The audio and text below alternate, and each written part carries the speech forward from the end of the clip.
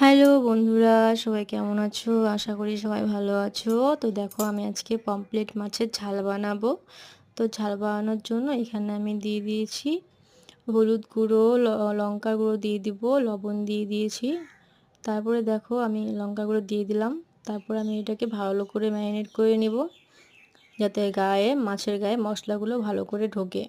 তো দেখো, এর জন্য আমি ফেলে নিয়েছি গায়ের উপরে মাছের। তারপরে আমি ভালো করে ম্যারিনেট করে নিলাম, ম্যারিনেট করে রেখে দিব। তারপরে দেখো, আমি কড়াইয়ে তেল দিয়ে দিলাম, তেল দিয়ে মাছটা আমি ফ্রাই করে নেব। তো মাছটা আমার ফ্রাই করা হয়ে গেছে, তো আমি নামিয়ে নিব। তারপরে দেখো, কিছু মশলা এখানে আছে: টমেটো, পেঁয়াজ, কাঁচা লঙ্কা, রসুন, আদা। এর মধ্যে আমি জিরা অ্যাড করে দিয়েছিলাম। তো তারপরে দেখো, কড়াই বসিয়ে দিলাম। কড়াইয়ের মধ্যে আমি সর্ষের তেল দিয়ে দিলাম। সর্ষের তেল দিয়ে তারপরে দেখো, আমি কড়াই বসিয়ে দিলাম, কড়াই তেল দিয়ে দিলাম। তারপর আমি এখানে দিব কাঁচা লঙ্কা দুটো আর কালো জিরা সম্বার। তো সম্বারটা আমার হয়ে গেলে তারপরে আমি দিয়ে দিব মশলাগুলো, যেটা পেস্ট করে রেখেছিলাম। তারপরে মশলাগুলো আমি ঢেলে দিলাম। অবশ্যই মশলাগুলো ঢেলে দিয়ে ভালো করে কষিয়ে নিতে হবে, যাতে গন্ধটা চলে যায়, কাঁচা গন্ধটা। তারপরে আমি এখানে গুঁড়ো মশলা নিয়ে নিলাম। এখানে আছে হলুদ গুঁড়ো, লঙ্কার গুঁড়ো, লবণ আর ধনে গুঁড়ো। তো সব আমি দিয়ে দিব এখন মশলাটার মধ্যে, দিয়ে আমি ভালো করে এটা কষিয়ে নিব লাল লাল করে।